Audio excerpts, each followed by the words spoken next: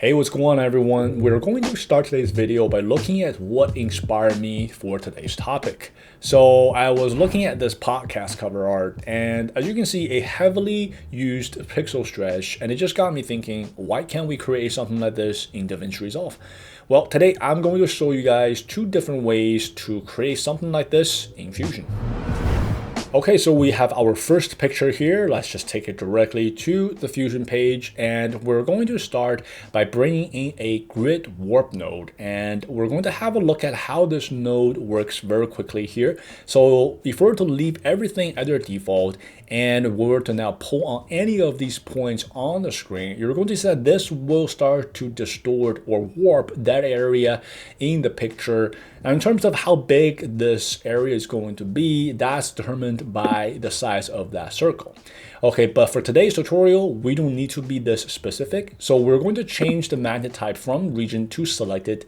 And let's start to bring down the Y grid size here to 0. And then we're going to start to bring up the X grid size here. Now, in terms of how many X grids you need, well, this really depends on how precise you want to be with the area that you want to stretch. So the more precise it's going to be, the more X grids you will need.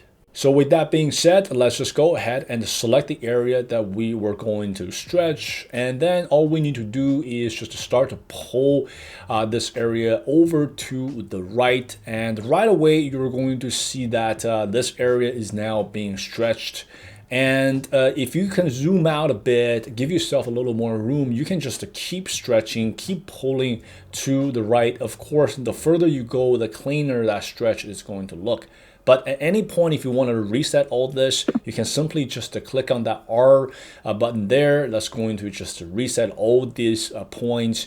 Okay, so what we're going to do right now is just to reselect the area that we're going to stretch. But this time around, I'm going to really pull this area to the right much further. So let's just zoom out a bit here, give us a little bit more room, and then just pull this a little bit further.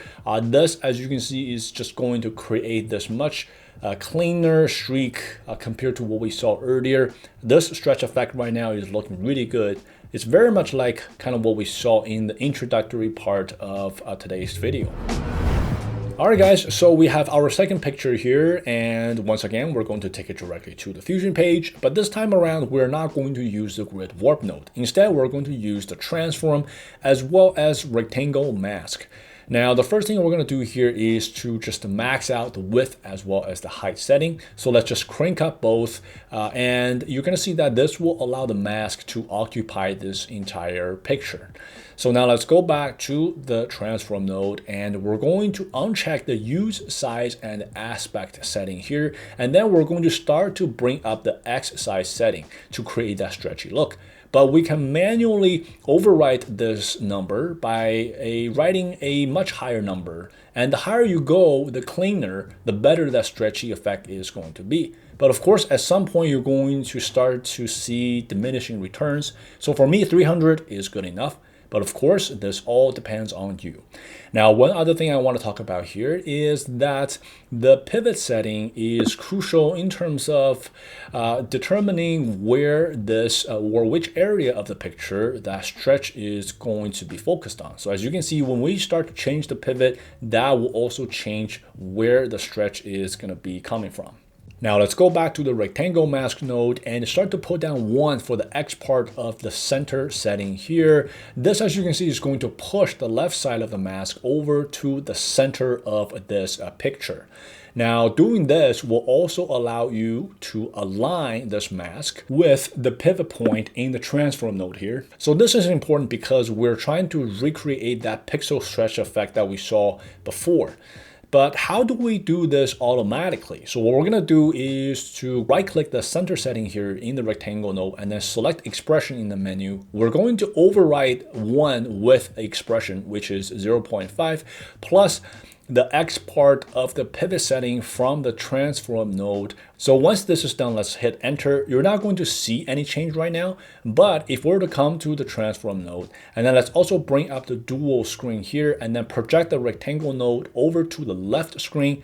Now, if we were to start to adjust the pivot setting here, you will see that this mask is also going to move accordingly as well so that they are perfectly in sync. This will just ensure that whichever area of the picture we want to stretch, that mask is also going to align perfectly. Okay, let's begin to bring up the X size setting here. And once again, you can manually override this with a much higher number. So I'm gonna go with 300, and here is our pixel stretch effect. Now, as we begin to move the pivot point, you will see that the mask is also going to move accordingly. So just ensure that we're constantly focused on the right area to stretch. All right, now one other thing we can do here is to go back to the rectangle mask node and start to experiment with a soft edge setting here. You can go a little bit heavier here, but you can also just bring this up a touch like what I'm doing. This already just comes down to you. All right, you guys, this is pretty much it for this tutorial. I hope you enjoyed, and as always, I will see you next time.